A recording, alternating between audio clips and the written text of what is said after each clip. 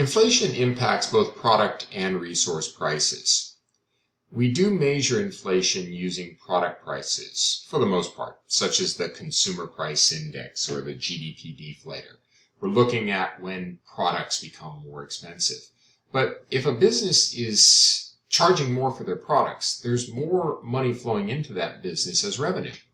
And that revenue ultimately goes out to the resource owners through resource prices. So eventually, things like labor and land and capital, these resources get bid up in their prices. And you can see this. When you have an inflationary period, at first, you're going to see prices go up, and you're not going to see wages move with them.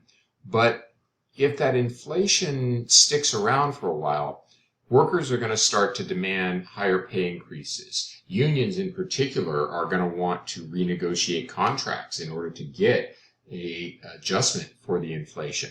But this can take time. So yes, there's a lag between the increase in product prices and maybe things like wages, but eventually they do go up. For specific individuals, however, income may or may not increase with inflation. We're talking about the economy as a whole. If Starbucks increases their prices, that shows up as inflation for products. That doesn't necessarily mean that specific workers at Starbucks are going to get a raise, but it does mean that in the overall economy, that increase in prices will show up as increased income for someone, or maybe eventually for workers. So one of the challenges we have with inflation is it is not symmetrical. If all that happened from inflation was the price of everything went up, but everybody's income went up proportionally, then we wouldn't be that worried about inflation. We would be stamping everything with different values. You could double the price of everything and double the amount of income everyone makes, and there'd be no concern. But it is not symmetrical like that. And as a result, some people are going to win and some people are going to lose. For example, it's possible that some people are going to get a raise that exceeds inflation. Their wages are going to move up faster. But other people aren't going to keep up with inflation. These forces have to do with the specific microeconomic markets that those workers are operating in and those products are being sold in. But in macroeconomics, we can say with a high degree of confidence that if there is inflation in the economy where product prices and firm revenue are increasing, we know that resource prices and income will increase commensurately. The consequences of inflation have a lot to do with whether we anticipate it or we don't anticipate it. If we see inflation coming because it's steady and predictable, then we can incorporate it into financial decisions. Another way of putting this is we can protect ourselves from inflation proactively. For example, let's say you own some property and you expect inflation to be 3% next year. You expect that because you live in a country where inflation is steady and predictable. And it was 3% last year and the year before that and so forth. So it just gets built into your anticipation about the future. So what do? Well, you raise your rent for your tenants by 3%. Of course, your tenants, they expect a 3% increase in their rent because that's what they've seen for the past several years. So they have to go to their employer and negotiate for 3% higher wages. The employer then says, well, I got to pay 3% higher wages because that's what I end up having to pay more every year. So he has to raise his prices by 3% every year, which is the same reason the property owner raised the rent in the first place. So anticipated inflation gets baked in the cake. If we have steady 3% inflation, people start to protect themselves from that inflation, and its consequences on the economy are minimal. That doesn't mean there aren't consequences. For example, there's menu costs. I mean, if prices are going up, even if you're able to protect yourself from them, you still have to update menu and marketing materials. A business may be paying their workers 3% more and raising their prices by 3% more, so their profitability is not affected by this, but they actually have to raise the prices on the menu. Not as much of an issue in more modern times because a lot of menus are digital, online, and so forth. But to the extent there's labor time allocated to updating menu boards or completely redoing your marketing materials. I mean, some companies have built their entire brand around a particular price, like the 99-cent stores. With inflation, you run into the problem that your entire company and their image is built around a price. And so it's much more costly to try to raise that price because you might lose your clientele. So menu costs are one issue. And then shoe leather costs. Shoe leather costs are associated with trying to stay out of the dollar. Even if the price of prices are going up by, say, 3% a year, and your wage is going up by 3% a year, you're not worse off because you anticipate it. You're preparing. But you still have to deal with the fact that you're getting your wages in dollars, and you want to get out of those dollars to minimize the loss in purchasing power we talked about before. And that might mean hiring an investment advisor. It might mean making frequent trips to the bank in order to deposit your money, or keeping your money in an account that is inflation adjusted. And that means whenever you want to make a purchase, you got to go and liquidate part of that account. That takes time. There may be costs associated with that.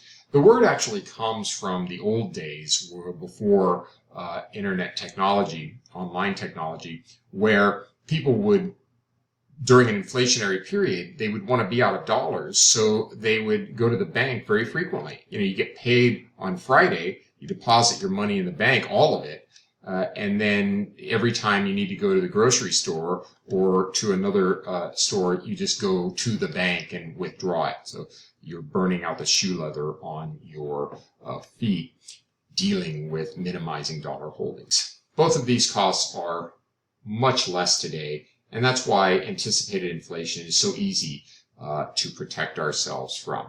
But unanticipated inflation, this is something we can't prepare for because it's erratic. It could be 5% one year, it could be 8% another year, it could be negative 5% another year.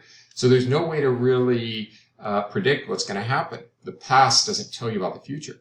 And consequently, you can't really incorporate it into financial decisions. The property owner we talked about, even though he was used to 3%, if he didn't have that consistency, then he doesn't know if he should raise his rent by 3% or 5% or none at all. The worker doesn't know how much of a pay increase to negotiate, and the firms don't know how much they should raise their prices. The consequence is almost a freezing up of business activity. And this has economic consequences. So this is where we really start to see inflation compromise the economy's functioning in the macroeconomic sense. If you have highly erratic inflation, and in extreme scenarios, hyperinflation, then the entire pricing system breaks down and you can go into a depression and suffer significant unemployment. Now let's do an application and practice what we've learned. It says here, consider a simple economy that produces only 3 products: haircuts, hamburgers, and DVDs. Use the information in the table to calculate the consumer price index for each year, then determine the percentage changes in the price level from 2009 to 2010. So haircuts, hamburgers, and DVDs. We have the quantity. And then 1999 is our base year and the prices, and then 2009 and 2010 respectively. Our 3 steps we learned before. Step 1 was to find the expenditures in each of the respective years. So we can do that. So in 1999, we have 2 haircuts at $10. So that's going to be $20 in haircuts. We have 10 hamburgers at $2, so that's going to be $20. And we have 15 DVDs at, 6 DVDs at $15, so that's going to be $90. Add these together, 90 plus 40 is going to be $130. So that's our total expenditures in 99. In 2009, we take the 2 haircuts times 11, that's 22. We take the hamburgers, 10 of them, at $2.45, that's $24.50. And then we take the 6 DVDs. They haven't changed in price, so we're at 90. We add these up, so we have 90, make it easy on myself here, 90 plus $24.50 plus 22, and that equals $136.50. Okay, and then we go to 2010, we have $16.20 is the price of haircuts, times 2 is $32.40, and then we have hamburgers at $2.40, 10 of them, that's $24, and then 6 DVDs at $14, so that's $84. If you add this plus this, you get $140.40. All right, we've completed step 1, okay, which is find the expenditures for the market basket in each year. Now let's go to step 2. Step 2 was find the base year. It's already given to us, so we've completed that. It's 1999. Step 3 is find the consumer price index for each year. Okay. And for this, we use our CPI formula. And if you recall, it's the numerator is going to be the expenditures in the later year divided by the denominator, which is the expenditures in the base year, times 100. Okay, so we can do this for 2009. I mean, look, the base year is going to be 100. That's the index. We know that. For 2009, we take 136.50 and we divide that by the base year, 130. 136.5 divided by 130, 1.05 times 100 would be 105. So we have 105 here. And then for 2010, we do the same process. The expenditures are 140.40 in the later year, or current year. And then in the denominator, we would have the base year, which is 130 times 100 equals, so 140.4 divided by 130, and I get 1.08 times 100 would be 108. So we've done step 3. So we've completed all 3 steps, right? Find the expenditures in each year, and then find the base year, and then find the indexes. Now what we need to do is we need to find the change in the price level from 09 to 10. So in 09, we went from 136.50 to 10, 140.4. And this is just a basic percentage calculation. We take the later period, 140.40, minus the earlier year period, 136.50, divided by the earlier period, 136.50, and then we multiply by 100.